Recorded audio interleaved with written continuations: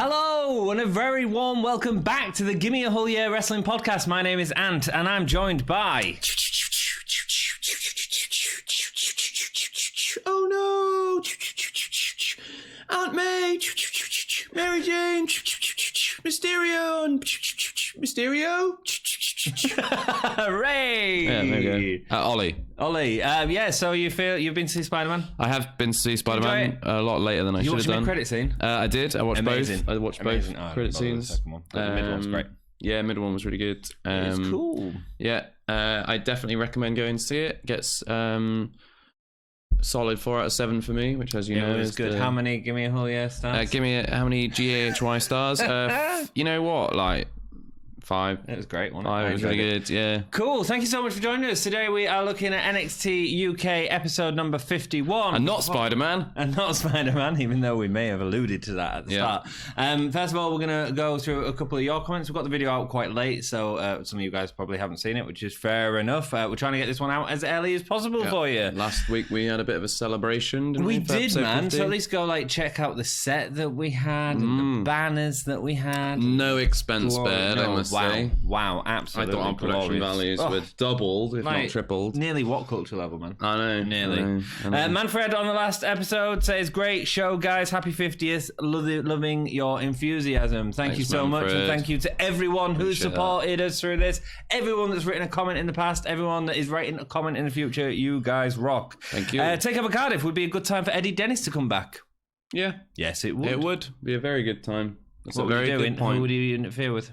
Whatever Mastiff's doing. Mastiff is probably against Coffee at TakeOver. Yeah, maybe. I don't know though. I feel like that's run its course. I'd like to see him maybe interfere with this Mandrews thing. Oh no, with Ono maybe. Oh, no. I think that'll be done. Because it probably will be. I'd like to see him come out. Because he started off with all this they've left me behind thing. Yes. Right at the back, way back. Episode in time. 1, 2, 3, one of them.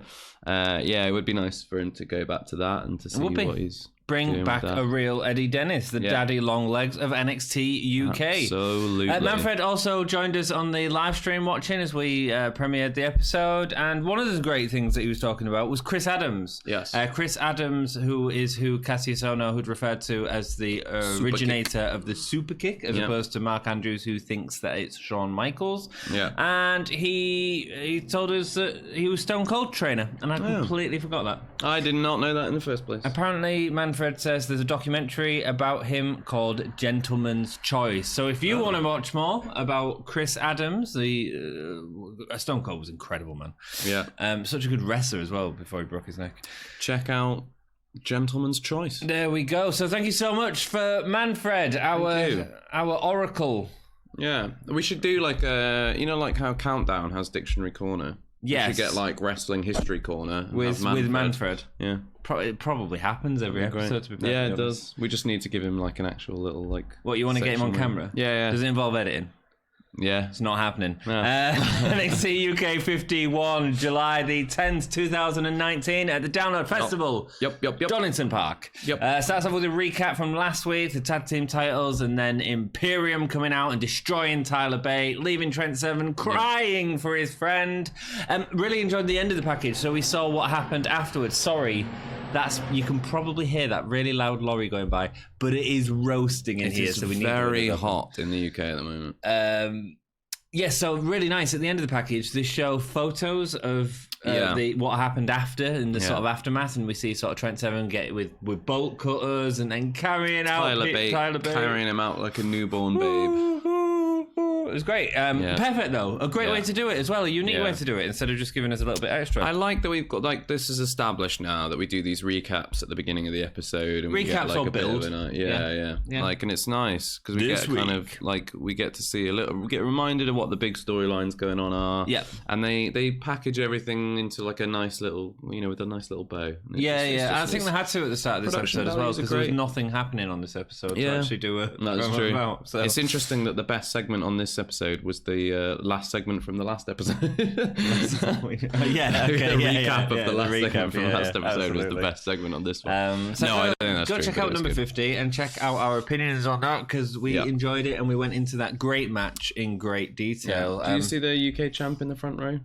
UK champ. Yeah, No. our UK champion was in the front row. What, Pete Dunne? No, there was just a guy with it. No, Pete, no, Walter. Walter. No, it was just a guy with like a really good UK replica belt in the front row, and I was just like, oh, that's just weird to see one like there. Right, really you know good. What I mean? It's very like, I don't like seeing the belts on the television show. I think it's all very belts at like any sort of house show event or something should be like contended under 24-hour rules. Yeah, and they should have to defend the belts, particularly the really nice quality ones. Yeah, it's just weird to be like, here's the actual champion with the belt, but then like here's this like very good replica of it in the front row with a guy. Especially when you see like 6-year-olds carrying it around. Yeah, and I'm like, well, I could definitely pin you. Exactly. Yeah, I'd powerbomb the hell out of you. One big boot, and that kid is out for a week. That's awesome. Steal the belt. Take it away with you, man. Yeah. I really want a kid. And I bet people would boo that. They don't boo it when I don't mind being a heel. I'd never go to another WWE live event again. I mean, I can't wait for AEW to announce the UK show, by the way. That's going to be awesome. That's going to be awesome.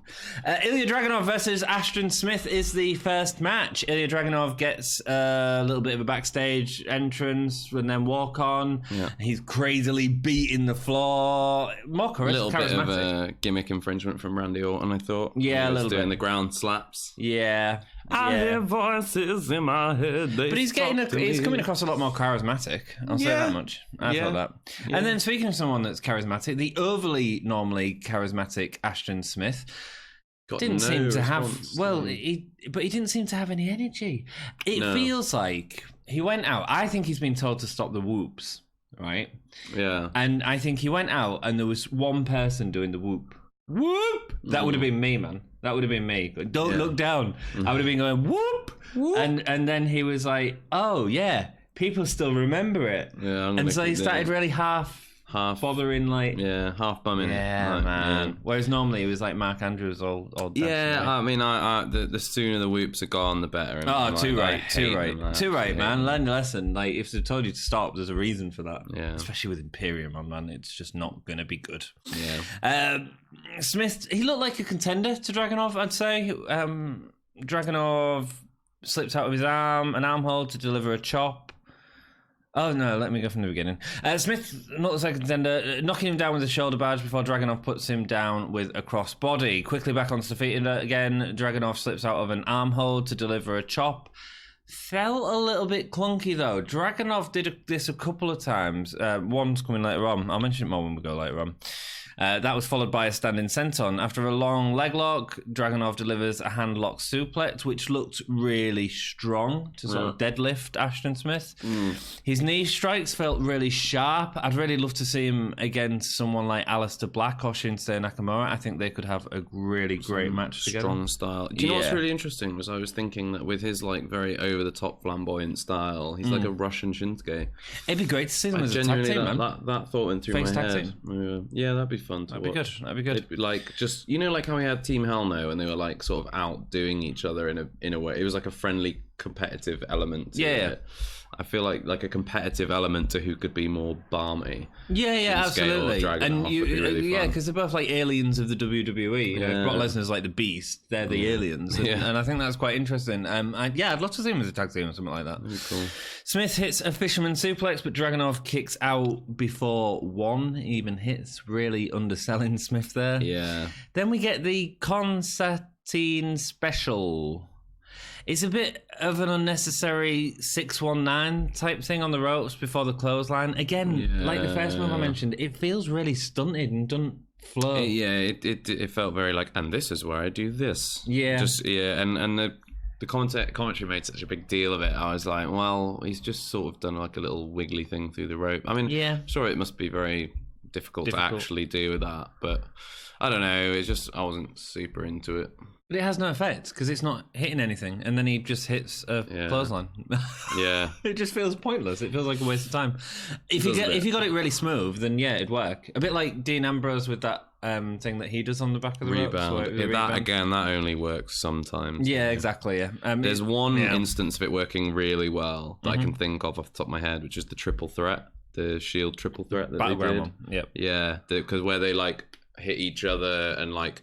As Dean was bouncing off the ropes, Seth was hitting, or I think Roman was hitting Seth with like a Superman punch, and then he hit Roman. It gave like a reason for kind of reverse offbeat of Dean to be bouncing to come back in with the clothesline because something else was going on while he was doing that. So it kind of, the timing of it worked really well. Yeah. But in a singles match where the timing, you don't have that third person to add in that extra beat, it just feels a bit weird sometimes, a bit stunted. So Dragunov, because Smith was just Smith in this. I mean, he didn't really do out exciting. No. I'm kind of still excited about him.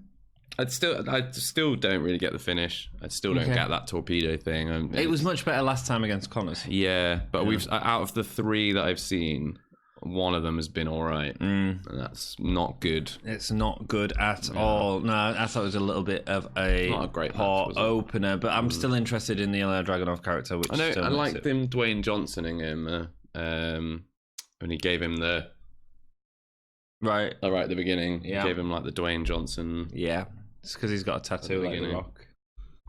Is he? It's Ashton Smith. Is he? Yeah. I didn't even know. Oh, he's a Rock wannabe, man. Look, that's all his moveset is when he's like... the punches like and stuff. Yeah, we've always said about that. We see the history next of Jazzy, Gabbert, and Ginny and Zaya as a feud that's being built up from the sort of battle royal to the attempted distraction against Killer Kelly. This leads us into an interview with Zaya, with Ratzi, who says she was getting so close to a title shot in the battle royal. Zaya says she's done everything she can to overcome adversity, but now she gets to go one-on-one with Ginny to show she's a coward. Yeah, interesting. I kind of figured that there was a feud coming out of this. Yeah, it makes sense. But it was a slightly, I don't know, it felt slightly stop-start in a way. I don't know why. I think maybe because the Battle Royal came right in the middle of what was going on. It felt like an odd way to continue it. But actually, it's ended up working out quite well. It makes sense for both girls, and it's great. What a great way to push Zaya. Yeah, I like the fact that Zaya's sort of gotten the better than them a couple of times. There was a point where she said, "Oh, finally I'll get a fair match with Ginny," and I was like, "No, you won't." Yeah, you definitely won't get a fair match. I think.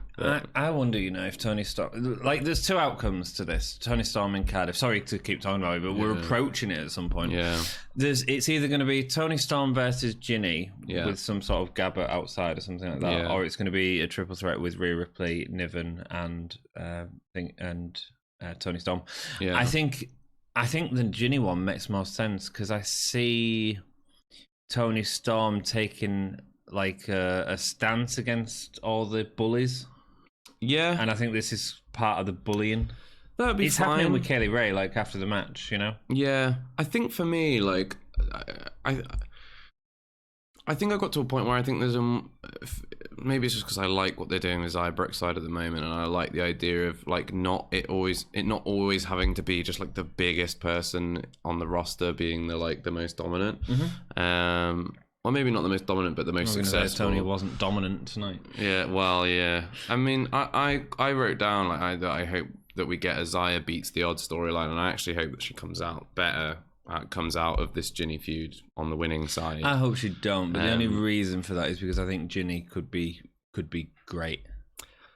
I think she can be, but I don't want to see it right now. Okay. And the problem that I've got at the moment with the women's division is that we've got Niven, we've got Ripley, and now we've got Jazzy. We've got basically these 3 absolute monsters, powerhouses.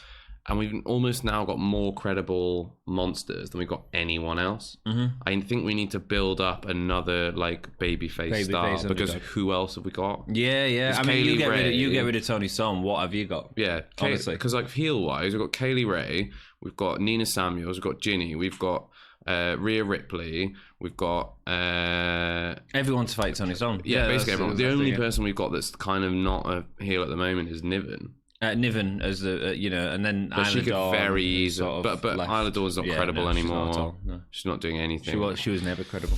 Nina Samuel. Speaking of not credible, segue. Boom. Yeah. Nina Samuel's out by the queue of people lining up. I don't think they were coming into the arena. They do NXT signings, so you could meet Yeah, it was probably. It could have been a queue for anything. Absolutely, yeah. It could have been just a queue for chips. Yeah. Nina Samuel's out by the queue saying that they're all here to see her, to see the Nina Samuel show. Every Every fan wants to meet her. We see her struggling in the mud and climbing the fence. That was really funny, to stay away from the mud. Yeah, the funniest thing for me about this is no one knew who she was. Yeah, there was like one guy. She goes like, "Who's your favorite wrestler?" And he goes like, "Nina Samuels." like it would have been better if he got his name like just slightly wrong. Yeah, Nina Samwell. Samwell, yeah, that would have been perfect, man. There was one bit in it that like really got me, and I actually genuinely laughed out loud. And I thought that the segment in general was pretty charming. It is, yeah. And I definitely called it. I said that she should get a Nina Samuel show. She should get like a thing. But the bit that got me was when she was like, there was a footage of her taking a selfie with a fan, and they were both like, and then like the selfie was taken, and she went. Yeah, that was really funny. But she properly convincing, not like an over the top panto one, but like genuinely like she hated the guy. It was funny, man. This is a good place for her to be, I think, at the minute. If you're gonna raise the price of her somehow, that's the way to do it. I mean, this is what we said, isn't it? You know, what does she give do people when she's different not, things? When she's not going for the title, give her the Nina Samuel show, because actually she's quite good. And the arrogance, and she is good, She's good at talking, she's good. She's natural. I still wish we'd seen Nina Samuels and Gimme, to be honest, but hey ho, it is not to be. Next match. Now we've got Jizzy instead. We have Jizzy. Thank you, Manfred. Candy Floss versus Toni Storm is the next match. Way to build a champion run. Oh my gosh. Like, I don't know what has happened. Who is booking Toni Storm? But it's not just Toni Storm. It's any time any female is the champion in NXT UK. They just don't know what to do with them. Well, we've had 2 champs and 2 absolute duds so far, isn't it? It's clearly building to something, and I'm glad we're getting a build to this Kaylee Ray thing as opposed to Nina Samuels 1 and done, 2 promos done. Yeah. Toni puts her hat on the ref. That was funny. Yeah, it was funny. She's chilled out. I wrote down at the beginning of this, and I knew I would be proved wrong. Go on. I put down, this should be a quick match. This should be like, we build Toni Storm to be a really good, credible, solid champion by having her just absolutely destroy somebody. Let's skip to the end of the match. Did you enjoy this match? No. I quite enjoyed it. I didn't. I don't know if it's because I really like Toni Storm. I like Toni Storm, and I liked some of the elements of this match, but generally I just think it was poor booking. I think it made everybody look stupid. But in terms of what they did with that booking, they went in there and had a technical match and showed off. Candy Floss has come on a long way, man, since when we saw her a long time ago. Yeah. So in my head, there's more to a technical match, though, than like... I think that they were doing some very good chain wrestling, but I've got a point for when we get to that point in the match, and I think that the 2 performers that are in the ring are really good, and there's a point where you can tell how good they are because you can see them directly respond to the crowd's response, which is fascinating. You don't see that often, but they took in what the crowd was saying and they responded to it visually, like with a very different change of pace. But I think whoever originally booked this match should be shot. A huge mistake. I mean, the one thing I thought they did, because they were put in a difficult position with the match. They were, right? And I they thought were put in front of a bunch of sweaty goths. Absolutely, yeah. And with your Motley Crue star, man. I mean, you know, some guys that would be so hot for Toni Storm, and they put them doing arm bars for 7 minutes, and it's at a festival where everyone's tired. It was weird, man. A bad idea for a match. But I thought they both did a really good job with what they had. I thought that I enjoyed the sportsmanship element of it, and I thought that was done well. I quite enjoyed Toni Storm's way of never taking it too seriously. She always knew that she could beat her at any point, and so even when she'd get the better of her and get like a pin attempt, she'd just sort of so I have an issue. It was almost like her learning. I have an issue with that a little bit. Okay. In that I agree with that for the first like third of the match, but there came a point in the match where Candy Floss did her lying down on the floor thing. You know, they do the running the ropes. leapfrog thing, They're running the ropes, and Toni Storm drops down for Candy Floss to run over, and Candy Floss sort of jumps down to lie next to her, and then Toni Storm kind of takes that as like like we're having a good time. You see, that was a part of it I didn't like. I was like, okay, fair enough. She goes and does it next to her, and then Candy Floss grabs her arm and does like a thing. I was like, okay, at that point, Toni Storm needs to drop this like ha ha ha, we're buddy friends, and let's have fun. And she just go. I agree with you completely. At that point, I agree with you. She should have hit her with that headbutt and finished her. Yeah, absolutely. That would have been the end. We didn't even need Storm Zero. Match. Yeah, no. It would have just been just that headbutt pinner. Yeah. And just to be like, okay, look, I can have fun. I'm fun, happy go Tony time. Yeah. But when somebody pushes me, or if somebody tries to take advantage of that, I will knock them out with a headbutt. A double face match is a hard match, and in terms of the start of the match, they did a good job. The two shaked hands before a bit of lockup wrestling, all decent, kind of worked through things as opposed to it being hard hitting. Yeah. Again, both girls getting to show off technique. Candy Floss has come on like leaps and bounds from sort of 30 episodes ago. She was working hard. It seemed a little too playful, but again, I've talked about how I enjoyed that with it was more Candy Floss. I wanted Candy Floss to seem a little bit more determined to want to beat Toni Storm. I'm happy to be here. Yeah. There was a Candy Floss chant, man. Yeah. We've got Candy Floss and our champion in a thing, and there's a Candy Floss chant. I mean, it's weird, isn't it?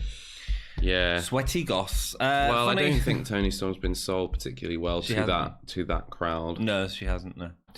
Funny as Storm lays down whilst Floss is running the ropes, so she jumps to lay over her. I don't think Toni should have jumped over her. I agree. Because it just felt what she proved. Yeah. What she proved in that spot. Like nothing. I can buy into it if it's like a kind of thing where Tony's going, right, neither of us are taking this too seriously. It's like a match between people who like respect each other but aren't into, like, we're not after a super serious match right now. We're just trying to have fun. I can kind of get that, but also it doesn't really work when you think that the point of what they're doing is to like beat each other up. Yeah. Having fun and beating each other up feels a bit of a weird combination. But also, I just think like the second that that Candy Floss like took advantage of Tony's ability to like, then that should have been it. Yeah, that should have been it. And we see like serious Tony time. You know? Yes, we want tables. Chance start. Yeah. So this was the point where I was like, this is how good these two are, because the second that we want tables chant started, they gave up all pretense of chain wrestling and they just started throwing moves at each other and doing stuff. And you could see that was a direct response to like, nice, because the crowd was obviously bored. Yep. Candy Floss hits a couple of pin attempts. Nice. There was like an arm drag. What's that called? It's like a code breaker, but it was on her arm instead, on Toni's arm. Oh, yeah. I don't know, like just like an arm breaker, I guess. Yeah, but it was cool. Yeah. I quite like it. I mean, it didn't sort of lead to anything, but... I just... yeah. After hardly any offense in the match whatsoever, Storm gets Storm Zero for the win. Yeah. It's so funny, the replay showed Tony's offense, but really they were the only two things. Well, they cut straight in at the clothesline, which was about a minute and a half before the end of the finish. So they said earlier on in the match, and I was like, it was about 30 seconds ago. Yeah, I think I enjoyed this match because I was fascinated by it. I think that's why, because I was fascinated by putting two faces in there and having them actually work together. I just thought it was bad booking. Fairly bad Terrible booking and weak from start to finish. Yeah, very good. As Candy Floss is heading to the back, Kaylee Ray comes out and delivers an elbow to her. Toni Storm chases off Kaylee Ray. That's really what the match is about. I suppose that's why you thought it'd be a squash match, because it's just building up to that moment. So much shorter, if that's what the point of it was. Or even Kaylee Ray could have got involved. Like, I feel like it's a waste of Kaylee Ray as well, because there's been this whole thing about Kaylee Ray, like when she first came in, going like, oh, you know, I'm here, like I've come later so I can watch you all first, and then I can work out what your weaknesses are and then target them. Yep. Like, why is she not targeting Toni Storm before their big match? Then? Yeah. Why is she targeting Candy Floss? Because that doesn't achieve anything for her. I think it distracts Toni Storm into a bigger picture, but maybe that just fires her up more. Maybe we get a now she's just annoyed. Yeah, but at least it gives Storm something to sort of go towards. I guess so. You know what I'm saying? I think it just has to make, in my mind, it has to make sense from the action, from the perspective of the person doing that action. It makes sense in terms of, okay, now Toni Storm's got something more to fight for, because she's, but why would Kaylee Ray want to give her more to fight for? Yeah. Do you know what I mean? Like, that to me, that doesn't make any sense. Like, Kaylee Ray should be targeting Toni Storm and trying to think it'll build into some storyline going forward. Yeah, probably. Ligero discusses the amount of losses he's having at the minute. He has to find something which will bring the fire back out in him. I just wanted to check one thing. There was an advert just before this promo Is it still? I haven't really been watching Raw or SmackDown. It's not really keeping up with it. Have we still got Becky Lynch, Lacey Evans, and Seth Rollins and Baron Corbin? Yes. Extreme. How long has that been going on for now? Like 4 months? Too long, yeah. Oh my That's God. not even going to be the main event either. I'm so glad I'm not watching Raw or SmackDown. I'm hoping that with Paul Heyman and a thingy in charge, it's gonna get better. But nah, I wouldn't guarantee on it. It's rubbish this week. Ligero discusses the amount of losses he's having. He has to find something which will bring back the fire in him. There's always a way back and always hope for change. At least they're starting to acknowledge the win-loss ratio. Yeah, I guess. But how many of these promos have we had from Ligero? Yeah. Where he sits in front of a camera and There's says why his mask is important. And the He's problem told us is, why his mask is important in promos 3 times now. The next time he loses, there'll still be no consequence from this anyway. So it means nothing. Ligero is much more interesting to watch in the ring than he is to watch talking about his mask. Agreed. Seven comes out. There's no fun in him, man. Nope. No fun in him at all. No playing with the crowd. Played it really well. He'd been awesome heel.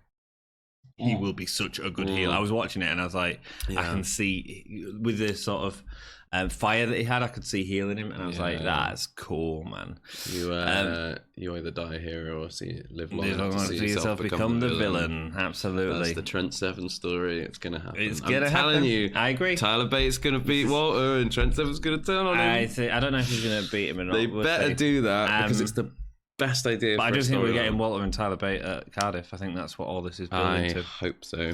I think it'd be great. I think it'd be really good. Tyler should win. He says he normally doesn't do this alone. He usually has at least one other person with him. Pete has his hands full at the minute. What's Pete doing at the minute? I have no idea. I have no idea. I have no idea what he's doing. He was at Download Weekend, so the chose not to use him, which is fine because it's letting these other guys shine, and that's great.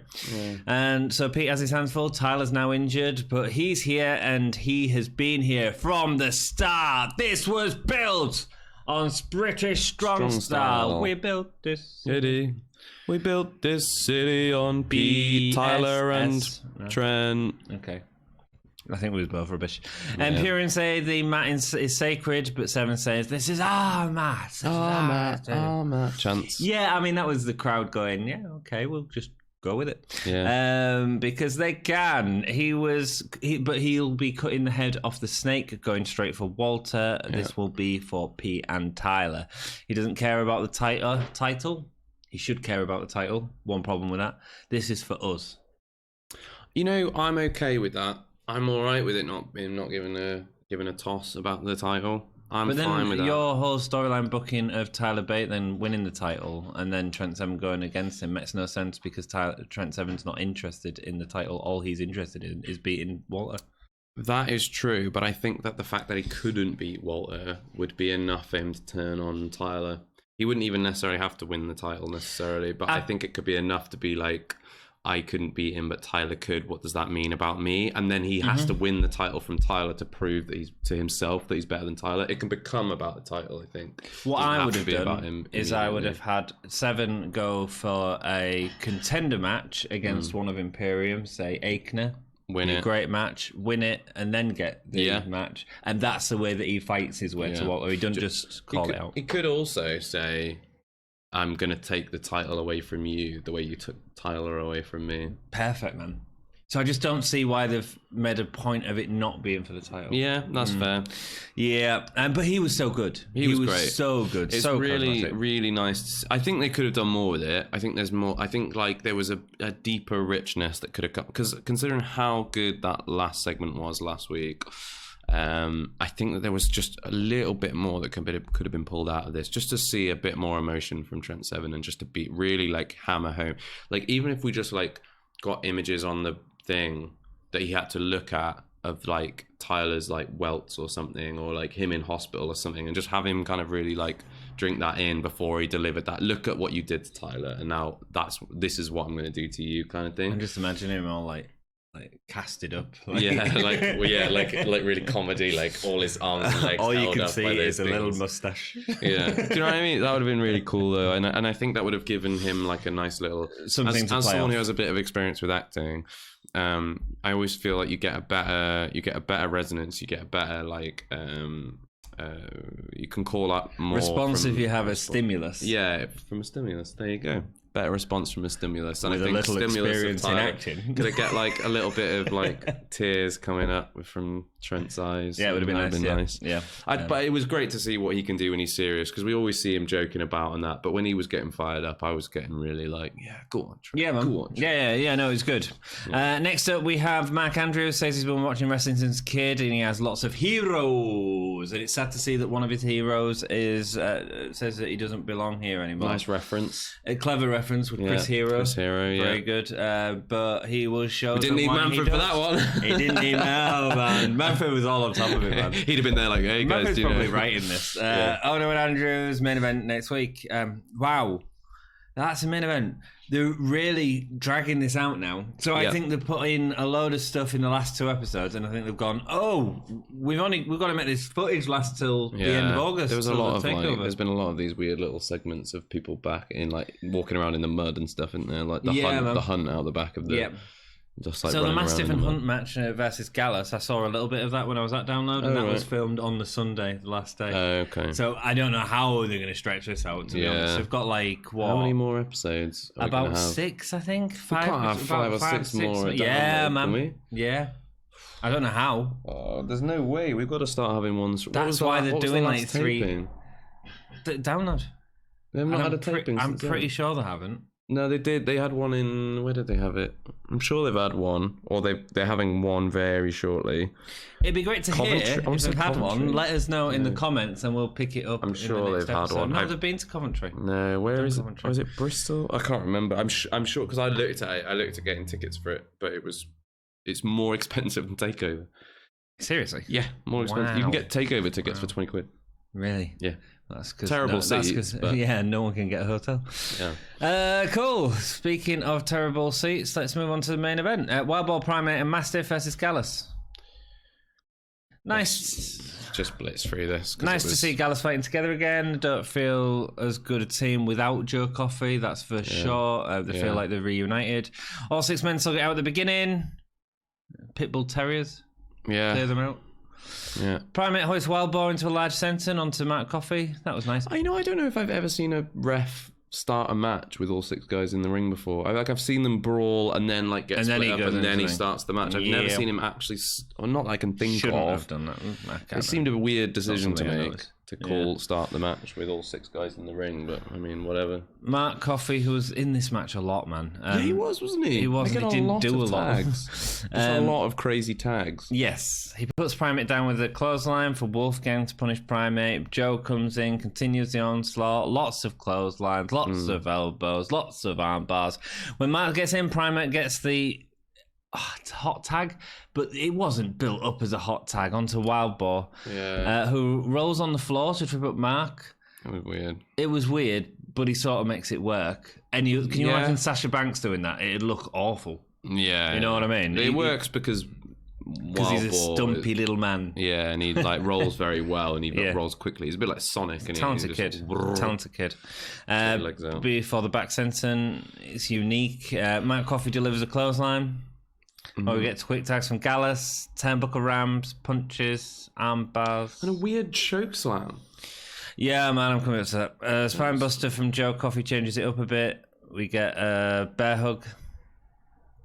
At least Wild Boar like headbutted his way out to like make it more interesting, which was good. I mean, none of it was terrible. It was just samey. It was very run of the mill. It felt very much like a 6-man tag you'd see on Raw or SmackDown that was thrown together by Teddy Long. This felt like a match which could have like been sub-headline to a headliner on thing, and we'd be going, it was okay, but I mean, as main event, like, just a bit weird. More quick tags from Gallus. Again, at least it's, showing tactics, because they're sort of keeping Wild Boar in the ring.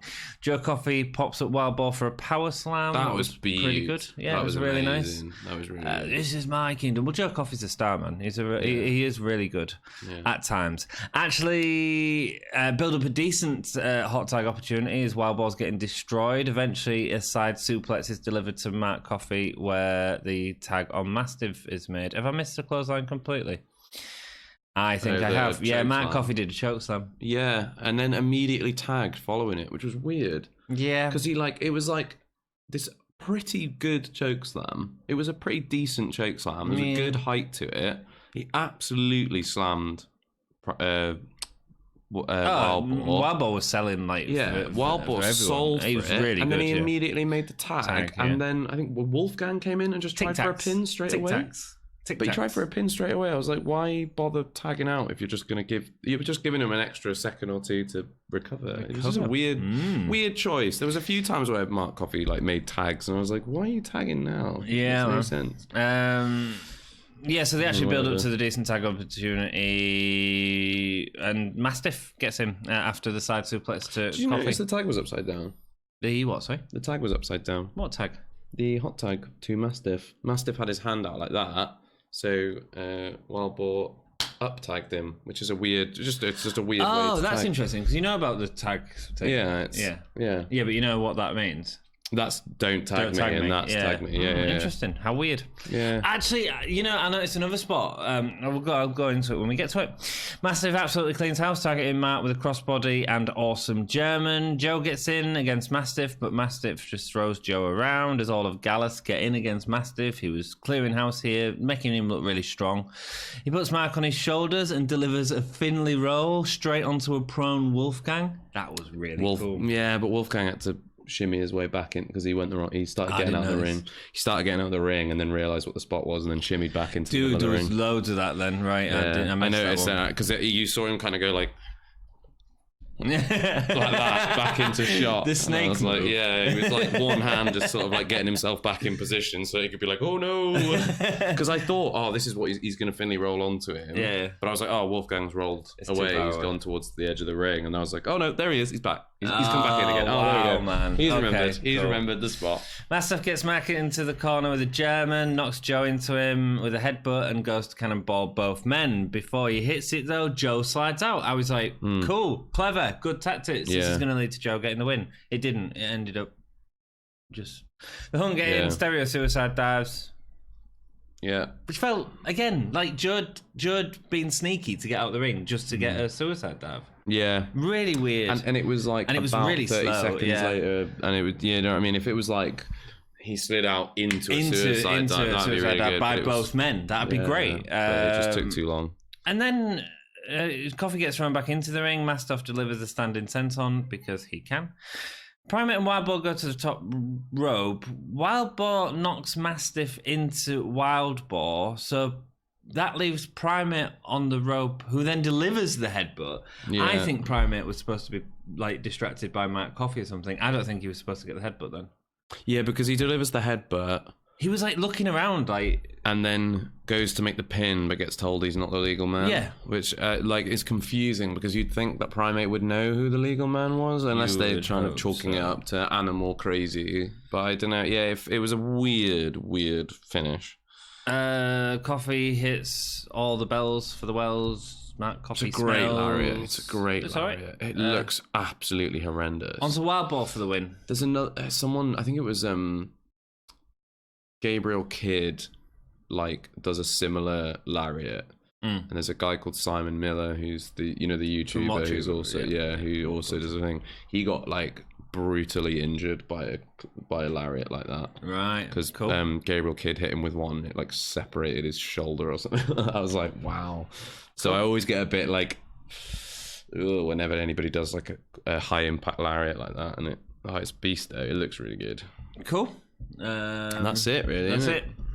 Quick episode. Not the best episode of NXT UK. It's not the most excited we've been. I feel like we've been really down. Yeah, well, 50 was so good. Yeah. I was really high on 50. And really pumped. It was a really solid episode. And this was just like, again, I think this happens about 2/3 of the way through a run of tapings, is that they start to put all of like the scraps together into like a few episodes just to tide us over while they're working on the new stuff. So I think it's just a bit more of that. It just felt like a bit of a dud episode. It was only 50 minutes. It was 10 minutes shorter than the last one. Yeah, so I mean, the promos are nice in it. I don't mind the 3-match episode. Just the matches weren't that good. No, they weren't. Gay stars for this episode? 3/4. Oh, no, it's more than that. Just for the 7 promo, man. I'm saying 1.5 because of the 7 promo. 1 maybe. Okay, cool. I'm really disappointed with what it was last week. The last match was like. Yeah. I think maybe it's because you compare like the the tag match at the end of the last week. episode, Absolutely. to this one. It's a complete divide in quality. Not because all the wrestlers who are in the ring in that match were all pretty good. None of them are bad. Like Mark Coffey might be the weakest link in all of them. Yeah. But the overall match looked bland. Made it look like they were, by comparison, not very good at all. Yes. I didn't really like anything on this. Best match. That was really hard, isn't it? Yeah, best match maybe like the Dragunov match maybe. Because just didn't really do out there. No, he didn't. Maybe. You see, I'm going Tony Storm and Candy Floss. I don't think it was a great match. I just think it was interesting. I think I've got to go with the last one. I think I've got to go with the tag match because I just hate the direction they've gone with Tony Storm. It's really bothering me. I think they're wasting her. I really think they're wasting her. And it's making me think, just take her up to the main roster. Dude, because she'll go on to take over and you'll be back into it again. Yeah, maybe. That's what'll happen because she's so talented. She's great. I just don't like the way that's been She's been booking terribly. But look at the last women's champion. She was booked terrible as well, man. Rhea Ripley was booked awfully as UK champion. Yeah. Best performer? Mastiff seems really on fire at the moment, but Seven, easy. Trent 7 for that promo. It was the best thing on the show by a country mile. Holy chip moment? I didn't have one. Are you going for the power slam or are you going for the Finlay roll? No, definitely not the Finlay roll. Oh, I'm going for the Finlay roll. I think my holy chip moment will be.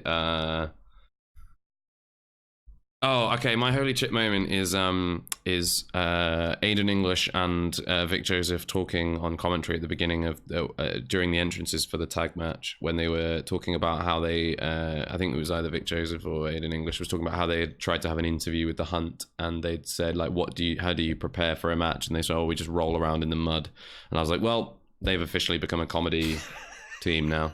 That's it. In one sentence, that's it. Yeah, that's like it. Any credibility of like vicious animals that they had. No, they roll around in the mud before their matches. And then they were just joking about that, and I was like, well, we know who's winning this match. Do you know what I mean? And speaking of that's it, that is the end of the episode. Thank you so much for watching. Please let us know what you thought of the episode. Yeah. Give us something to talk about in the next episode because there's not a lot in the episodes at the minute. Yeah. And I don't think there is going to be next week. Probably not. Our main event is Mark Andrews and Cassie Sono. Keep my fingers crossed. I don't think it's going to be very good. I think we're getting Candy Floss versus Primate. Jazzy Gabbert. That would be fun. You know what? Candy Floss versus Primate would be a really good match by comparison.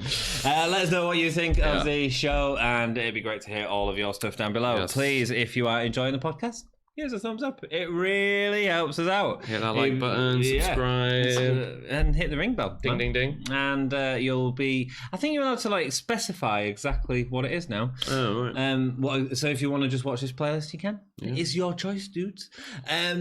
Also, we have merchandise. Gimme a whole year. Our merchandise is also available in stores now. Is it? Yes. Wow. Not Primark or H&M. Other clothing retailers are available. Thank you. It's at Bad Wolf Gaming in Hull. So if you had our wife again and you want to go pick up a shirt and speak to some nice guys who are doing a nice thing in a shop, go and head there. And thank you so much for watching. Thank you very much. You've been awesome. Keep it. GAHY.